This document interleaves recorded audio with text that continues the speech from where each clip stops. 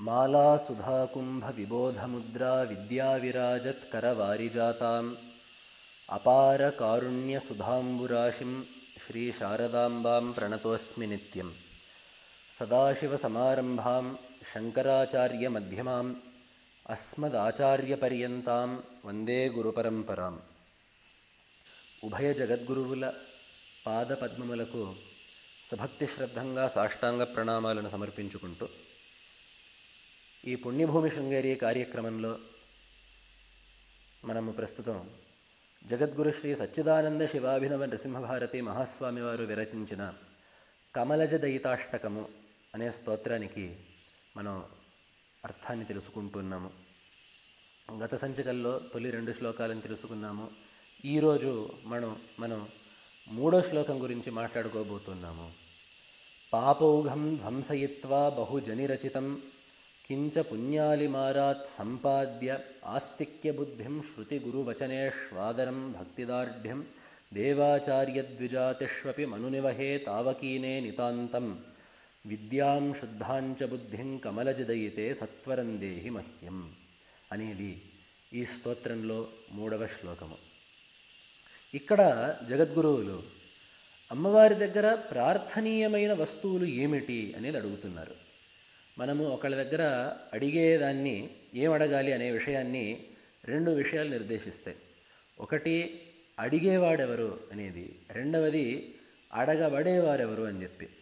ఏదైనా అడగాల్సి వచ్చినప్పుడు ఈ యాచకుడెవరు, దాత ఎవరు, ఈ 2 విషయాల్ని బట్టి అడిగే పదార్థాలు మారుతూ ఉంటాయి. ఇక్కడ మన పరిస్థితి ఏమిటంటే, మనము జీవులము, కర్మబద్ధులము, అందున రాగద్వేషాది దోషాలు కలిగిన మనస్సు మనకున్నది. అదేవిధంగా అక్కడ ఇచ్చేది వరప్రదాత్రి. ఇక్కడ అయిన అమ్మవారు ఎట్లాంటిదంటే సర్వశక్తురాలు, జ్ఞానప్రదాత్రి, కరుణామూర్తి. ఈ విధంగా దాత, అక్కడ ఈ స్థలంలో దాత్రి అమ్మవారు, యాచకుడు ఈ స్తోత్రాన్ని పఠించేవాడు మనమందరం. కాబట్టి ఇట్లాంటి సంబంధాన్ని పెట్టుకున్నప్పుడు ఏమడగాలి? ఇప్పుడు జ్ఞాని అమ్మవారిని ప్రార్థించేది వేరుగా ఉంటుంది, ఒక ఆర్తుడు అమ్మవారిని ప్రార్థించేది వేరుగా ఉంటుంది, ఒక అర్థార్థి ధనాన్ని, ఒక ప్రయోజనాన్ని కోరినవాడు అమ్మవారిని ప్రార్థించే విధానం వేరుగా ఉంటుంది. ఈ రకంగా ఆయా భక్తులకు ఏమేం కావాలి అనే విషయాన్ని బట్టి అమ్మవారిని ప్రార్థించేవి కూడా మారుతుంటాయి. మనం అనుకున్నట్లుగా మనం జీవులం కావడం వల్ల, కర్మబద్ధులమైన జీవులం కావడం వల్ల మనకి ఒక ప్రత్యేకమైన పరిస్థితి ఉంది. అయితే మనకు కావాల్సింది ఏమిటి అని చెప్పంటే, జగద్గురువులు చెప్పినట్లుగా ఈ 4వ పాదంలో విద్యాం శుద్ధాంచ బుద్ధిం, మనం అనుకున్నట్లుగా శుద్ధమైన బుద్ధి ముందు, అంతఃకరణ శుద్ధి, అలాగే శుద్ధాం విద్యాం, తదుపరి ఆత్మజ్ఞానము. ఈ 2 కావాలి. ఈ 2 మనం కావాలి అనుకున్నప్పుడు అట్లాంటి ఈ ఆత్మజ్ఞానాన్ని, దానికి ముందు చిత్తశుద్ధిని కోరుకుండేవాడు అమ్మవారిని ఏమడగాలి అనే విషయాన్ని ఈ శ్లోకంలో జగద్గురువులు చెప్పారు. ముందు పాపౌఘం ధ్వంసయిత్వా, ముందు పాపాలను ధ్వంసించి, పాపాలను తొలగించి, పాపాలకి ఆ ప్రాయశ్చిత్తాన్ని చేసుకొని, బహుజని రచితం, ఎట్లాంటి పాపాలంటే ఎన్నో జన్మల నుంచి ఆర్జించుకున్న పాపాలు, అట్లాంటి పాపాలన్నింటినీ తొలగించుకొని, కించ పుణ్యాలిమారాత్ సంపాద్య, కొద్దిపాటైన పుణ్యాన్ని సంపాదించి, కొద్దిపాటి అంటే కొంత పుణ్యాన్ని కూడా సంపాదించి, కించ పుణ్యాలిమారాత్ సంపాద్య ఆస్తిక్య బుద్ధిం, ఆస్తిక్యాన్ని సంపాదించి, శృతి గురు వచనేష్వాదరం, వేదముయందు, గురువుయందు, ఆ గురు వాక్యముయందు అచంచలమైన విశ్వాసాన్ని, శ్రద్ధని కలిగి, అలాగే భక్తిదార్ఢ్యం దేవాచార్య ద్విజాతిషు, దేవతలయందు, గురువులయందు, వేద విద్వాంసులయందు, పండితులయందు భక్తిని కలిగి, అదేవిధంగా తావకీనే మనునివహే, నీ మంత్రాలయందు, నిన్ను ఉపాసించడానికి అనుగుణమైన మంత్రాలయందు నాకు భక్తి దార్ఢ్యం కావాలి, దృఢమైన భక్తి కావాలి. ఇవన్నీ కలిగినట్లయితే అప్పుడు నాకు విద్యాం శుద్ధాంచ బుద్ధిం, అప్పుడు నాకు శుద్ధమైన అంతఃకరణము, శుద్ధమైన విద్యను నీవు సత్వరం దేహి, తొందరగా నాకు అనుగ్రహించాలి అనేది సంక్షిప్తంగా ఈ శ్లోకం యొక్క తాత్పర్యము.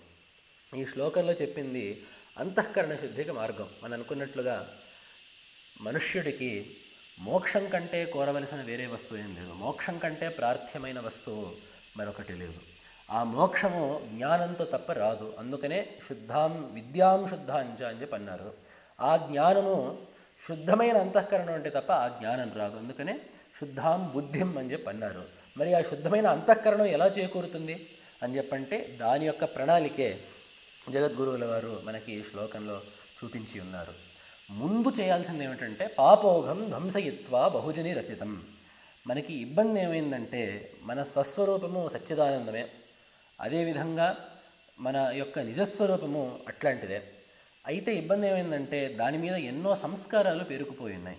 ఎన్నో జన్మలుగా నేను ఆత్మని కాను, నేను ఈ శరీరాన్ని, ఈ మనస్సు నేను, ఈ శరీరం నేను, ఇది నా పేరు, ఇది నా రూపము, నేను ఫలాని వాళ్ళకు పుట్టాను, ఫలాని వాళ్ళకి నేను తండ్రిని, ఫలాని వాళ్ళకి నేను తల్లిని, ఫలాని వాళ్ళకి నేను బంధువును, నేను ఉద్యోగిని, నేను యజమానిని మొదలైన ఈ సంస్కారాలన్నీ మన స్వస్వరూపం పైన కప్పేశాము. ఆ కప్పేయడం వల్ల మన యథార్థ స్వరూపము మనకి గోచరం అవ్వడం లేదు. కాబట్టి ఇట్లాంటి విధంగా ఉన్నప్పుడు ముందు ఏం చేసుకోవాలంటే ఆ మనస్సును శుద్ధం చేసుకోవాలి. ఆ మనస్సును శుద్ధం చేసుకోవాలంటే ముందు ఆ మనస్సుకు పట్టిన దోషాలను తొలగించాలి. ఆ దోషాలనే మనం పాపాలు అని చెప్పి అంటాము. ఎందుకంటే పాపం అంటే ఏమిటి? వేదము కొన్నిటిని విధించింది, కొన్నిటిని నిషేధించింది. వేదం నిషేధించిన దాన్నే మనం అధర్మము అని చెప్పి అంటాము. ఆ అధర్మాన్ని అనుష్ఠించడం వల్ల, అధర్మం అయిన పనులను చేయడం వల్ల మనకి పాపము అనేది కలుగుతుంది. ఆ పాపము వల్ల రెండు విధాల అనర్థాలు కలుగుతాయి. ఒకటి, ఆ పాపము చేయడం వల్ల ఆ పాప ఫలితంగా మనకి దుఃఖం కలుగుతుంది. రెండవది ఏమిటంటే ఆ పాప సంస్కారం ఒకటి ఏర్పడుతుంది మనస్సులో. ఆ పాప సంస్కారం ఏం చేస్తుందంటే పాపం పట్ల మరొక్కసారి ఆ పాపం చేయడానికి ఒక రకమైన అనుకూలతని ఏర్పరుస్తుంది. ఉదాహరణకి ఒకడు మొట్టమొదటిసారి దొంగతనం చేశాడు. ఆ స్థేయం దొంగతనాన్ని చేశాడు. ఆ దొంగతనం చేయడం వల్ల ఆ దొంగతనం తాలూకు సంస్కారం ఒకటి మనస్సులో పడుతుంది. కాబట్టి ఇంకా వాడు రెండోసారి ఇంకా తేలిగ్గా దొంగతనం వైపు మొగ్గు చూపిస్తాడు. వాడికి జీవితంలో దొంగతనం చేయని వాడు మొదటిసారి దొంగతనం చేయడానికి ఆలోచిస్తాడు. కానీ ఒకసారి చేసేసిన వాడు రెండోసారి చేయడానికి అంతగా ఆలోచించాడు, కొంచెం తగ్గుతుంది. ఇక ఒక 4-5 సార్లు వాడు అదే అకృత్యాన్ని చేశాడంటే వాడికి ఇంకా అదంతా సులువుగా అయిపోతుంది. దానివల్ల ఏమవుతుందంటే మళ్ళీ పాపాలు అనుష్ఠిస్తూ ఉంటాము. పాపాలు చేయడం వల్ల ఆ పాపపు కర్మ పేరుకుపోతూ ఉంటుంది. ఆ కర్మ పేరుకుపోవడం వల్ల మనం మళ్ళీ జన్మనెత్తాల్సి వస్తుంది. ఈ విధంగా ఈ పాపకర్మల యొక్క అనుభవం చేత మనము మళ్ళీ జన్మని పొందుతూ ఉంటాం. కాబట్టి పాప ఫలితం కూడా పాపశబ్దం చేతనే చెప్పబడుతోంది. పాప సంస్కారం కూడా పాపశబ్దం చేత చెప్పబడుతోంది. కాబట్టి పాపోఘం ధ్వంసయిత్వ, ఆ పాపాలను మనం సమూలంగా పెకలించాలి. ఆ సంస్కారాలు మనస్సులో మిగలకూడదు, అదేవిధంగా పాపం అనే పని కూడా చేయకూడదు. ఈ రెండు మనం తొలగించుకోవాలి. ఈ పాపాన్ని తొలగించుకోవడానికి మనకి శాస్త్రంలో 2 విధాలు చెప్పున్నారు. ఒకటి 3 విధాలు చెప్పున్నారు. ఒకటి దాన్ని అనుభవించేయడం. నాభుక్తం క్షీయతే కర్మ కల్పకోటి శతైరపి అని చెప్పి మనకి స్మృతి చెప్తుంది. ఆ పాపాన్ని తొలగించుకోవాలంటే ఒకటి దాన్ని అనుభవించేయడం. రెండవ మార్గం, కొన్ని పాపాలకి చెప్పిన కొన్ని మార్గాలు ఏమిటంటే ప్రాయశ్చిత్తం అనేది. అన్ని పాపాలకి ప్రాయశ్చిత్తాలు ఉంటాయని చెప్పుండదు. కానీ ప్రాయశ్చిత్తం ఏమిటంటే ఒక తప్పు తెలుసో తెలియకో చేసినట్లయితే దానికి నిష్కృతిగా శాస్త్రంలో కొన్ని కర్మల్ని విధించి ఉన్నారు. అట్లాంటి వాటిని ఆచరిస్తే ఆ పాపము యొక్క ఫలితమైన దుఃఖం కనీసం కొద్దిపాటు తగ్గుతుంది. ఒకవేళ చేసిన పాపం యొక్క తీవ్రత, చేసిన వాడి యొక్క మనస్సు, ఆ చెప్పబడిన కర్మ, ఆ ప్రాయశ్చిత్తంగా చెప్పబడిన కర్మ, వీటిలో ఆ విశేషాలను బట్టి ఒక్కొక్కసారి ఆ పాపం పూర్తిగా తొలగచ్చు, లేదా కొద్దిపాటిగా తగ్గచ్చు, లేదా చాలా మటుకు కూడా తగ్గచ్చు. కాబట్టి ఈ ప్రాయశ్చిత్తం అనేది ఒక విధానము. ఇక మూడవ విధానం కొంచెం కష్టం. అది జ్ఞానం వస్తే ఆ సంచిత కర్మ మొత్తం దహించుకుపోతుంది. ప్రారంభం ఒక్కటే మిగిలి ఆ సంచిత కర్మ మొత్తం దహించుకుపోతుంది. అదే జ్ఞానాగ్ని సర్వకర్మాణి భస్మసాత్ కురుతేర్జున, యథేధాంసి సమిద్ధోగ్నిర్ భస్మసాత్ కురుతేర్జున, జ్ఞానాగ్ని సర్వకర్మాణి భస్మసాత్ కురుతే తథా అని చెప్పి మనకి గీతలో భగవంతుడు చెప్పిన మాట. ఎలాగైతే రగుల్చబడిన అగ్ని సమిధల్ని దహిస్తుందో అదేవిధంగా జ్ఞానం అనే అగ్ని పాపాలన్నింటినీ దహిస్తుంది అనే విషయం భగవంతుడు మనకి గీతలో చెప్పున్నాడు. కాబట్టి ఈ విధంగా జ్ఞానం అంత తేలిగ్గా వచ్చేది కాదు. కానీ ఈ 2 విధాలుగా కొన్ని దుఃఖాలకి ఓర్చుకొని, కొన్ని దుఃఖాలకు తగిన ప్రాయశ్చిత్తాలు చేసుకుంటూ, అదేవిధంగా పాప సంస్కారాలను మనసు నుంచి తొలగించుకుంటూ, ఎట్లా అంటే ఎప్పుడైతే మనకి ఒక అకార్యం స్ఫురించిందో దాని నుండి వెంటనే మనం జాగరూకతతో మనస్సుని లాగేయాలి. ఇది సదృశమైన విధానమే భగవంతుడు చెప్పున్నారు గీతలోనే. యతో యతో నిశ్చరతి మనశ్చంచలమస్థిరం తతస్తతో నియమ్యైతద్ ఆత్మన్యేవ వశన్నయేత్ అని చెప్పి, ఇది యోగానుష్ఠానానికి చెప్పిన మాట అయినా ఇక్కడ కూడా అది అనుసంధేయం అవుతుంది. ఎందుకంటే ఎప్పుడెప్పుడైతే మనం మనసును పరిశీలించుకుంటూ, ఎప్పుడెప్పుడైతే మనస్సులో ఒక అకార్యానికి సరిపడే ఆలోచన మొలుస్తుందని చెప్పి మనం గమనించామో తత్క్షణమే మనము మనస్సుని వెంటనే నిగ్రహించుకుంటే ఆ పాపం నుండి మనల్ని మనం నివారించుకున్న వాళ్ళం అవుతాం. కాబట్టి ఈ విధంగా పాపౌఘం ధ్వంసయిత్వా, పాపాలను తొలగించి, బహుజని రచితం, ఎన్నెన్నో జన్మజన్మలుగా మనం ఆర్జించుకున్న ఆ పాప సంస్కారాలని మనం తొలగించుకొని, అదేవిధంగా కించ పుణ్యాలి మారాత్ సంపాద్య, పుణ్యాన్ని సంపాదించుకోవాలి. పుణ్యం ఎందుకు? ఇప్పుడు పుణ్యమైన పాపమైన రెండు కర్మలే. కర్మ పేరుకుంటే మనం అనుకున్నట్లుగా జన్మ తప్పదు. మరి అట్లా జన్మకారకమైన బంధకారకమైన కర్మ అయినది కర్మమైనప్పుడు మరి కర్మమైన పుణ్యాన్ని మాత్రం ఎందుకు చేయాలి అని చెప్పంటే, ఆ కర్మబంధాన్ని వదిలించుకోవడానికి కావాల్సిన సామగ్రి కావాలంటే దానికి పుణ్యం కావాలి. మనకి ముందు ఎట్లాంటి రోగాలు లేని శరీరం ఒకటి కావాలి, అదేవిధంగా అవికలమైన బుద్ధి కావాలి, నిశ్చింతగా జీవించడానికి కావాల్సిన పరిస్థితులు కావాలి, అధ్యయనము అనుష్ఠానము చేసుకోవడానికి కావాల్సిన వాతావరణంలో మనం ఉండగలగాలి. అట్లాంటి వాతావరణం మన చుట్టూరు ఉండాలి. అదేవిధంగా మనకి సద్గురు అనేవారు ఒకళ్ళు దొరకాలి. అదేవిధంగా తర్వాత మనం ఆ సాధన చేసుకునేటప్పుడు ఎట్లాంటి ప్రతిబంధకాలు లేకుండా ఉండాలి. ఇవన్నీ పుణ్యం వల్లనే సాధ్యమవుతాయి. కాబట్టి అట్లాంటి పుణ్యాన్ని సంపాదించుకోవాలి. కించ పుణ్యాలి మారాత్ సంపాద్య. అదేవిధంగా ఈ పుణ్యాన్ని సంపాదించడం ఎలా జరుగుతుంది, ఎలా సంభవం అవుతుంది అని చెప్పంటే, సంపాద్య ఆస్తిక్య బుద్ధిం, అచంచలమైన ఆస్తిక్యం కలిగి ఉండాలి. ఆస్తిక్యం అంటే ఏమిటి? అస్థి, ఉన్నది అని చెప్పి. సాధారణంగా మనం ఆస్తిక్యం అనేది లోకంలో దేవుడు ఉన్నాడు అని నమ్మడం ఆస్తిక్యం అని చెప్పి చాలామంది ఈరోజు ఎందుకో ప్రచారంలో ఉన్నది. కొంతమంది ఇంకా సరి అయిన మాట ఏమిటంటే వేద ప్రామాణ్యం కలిగినవాడు, వేదంలో ఉన్న మాటల్ని నమ్మేవాడు అనేది సరి అయిన ఆస్తికుడికి నిర్వచనం.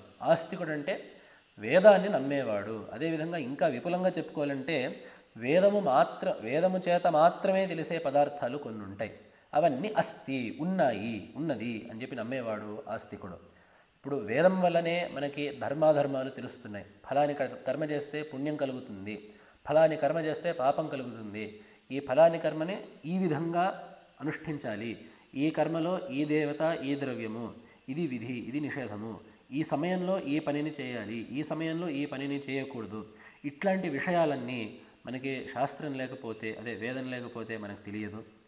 అదేవిధంగా కొన్ని విషయాలు, పునర్జన్మ అనేది, అలాగే పరలోకం అనేది, ఆత్మ యొక్క స్వరూపము, ఆ జీవుడు పుట్టే విధానము, ఇవన్నీ మనకి వేదం లేకపోతే తెలిసేవి కావు.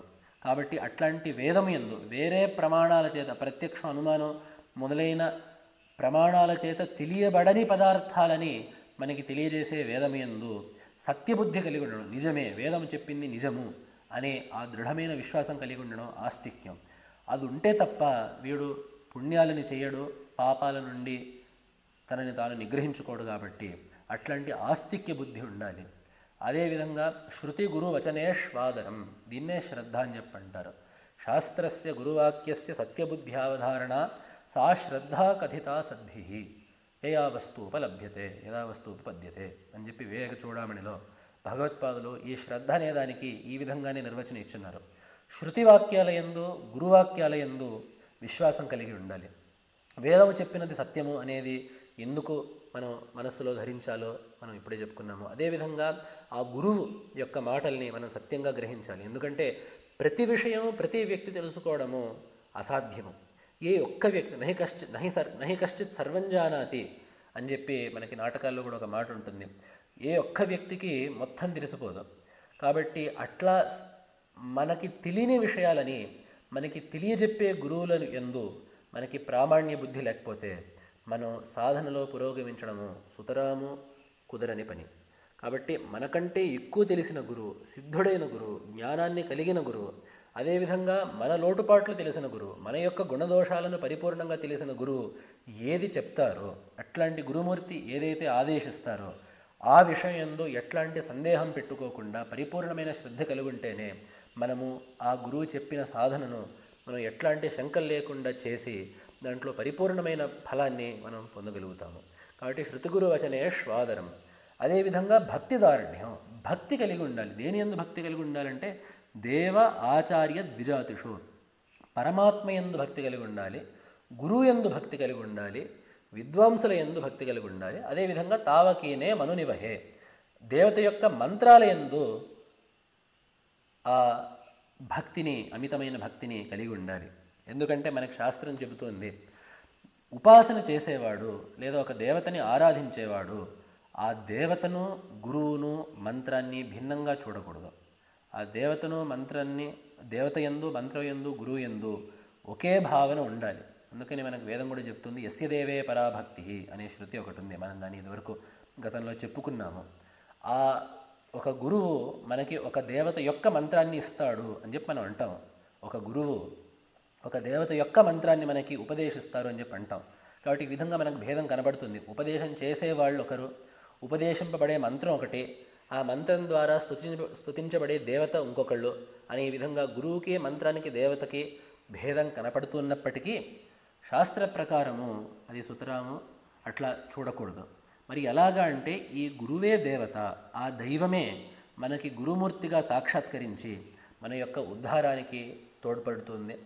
అదేవిధంగా ఆ గురువు మంత్రాన్ని ఇచ్చేటప్పుడు ఆ మంత్రము ఏదో దేవతని స్తుతించడానికి ఉపకరించే ఒక శబ్దం కాదు, ఆ దేవత యొక్క నాదస్వరూపమే ఆ మంత్రము.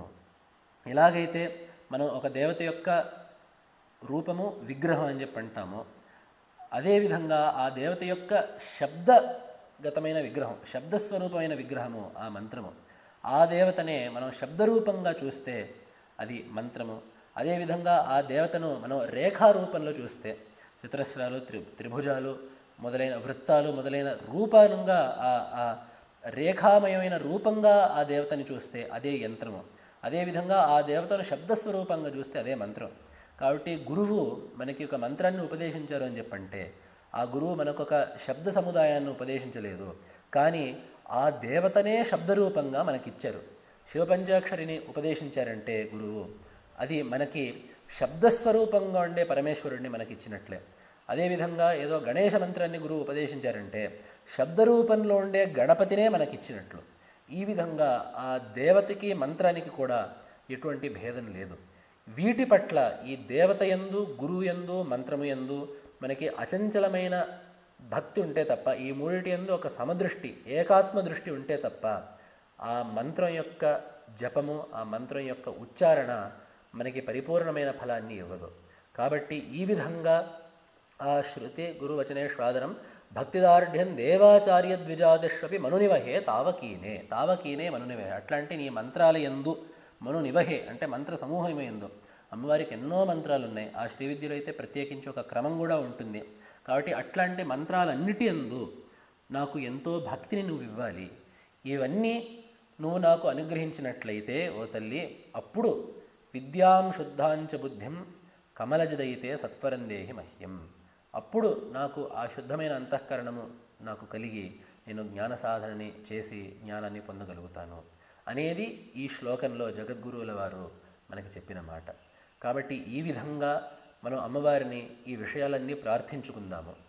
వచ్చే శ్లోకంలో, ఈ పై శ్లోకంలో అమ్మవారి యొక్క రూపము, అమ్మవారి యొక్క రూపంలో ఉండే విశేషాలు, ఇట్లాంటి రూపమే అమ్మవారు ఎందుకు ధరించింది మొదలైన విషయాల్ని మనం వచ్చే భాగంలో తెలుసుకుందాము. నమః శంకరాయ.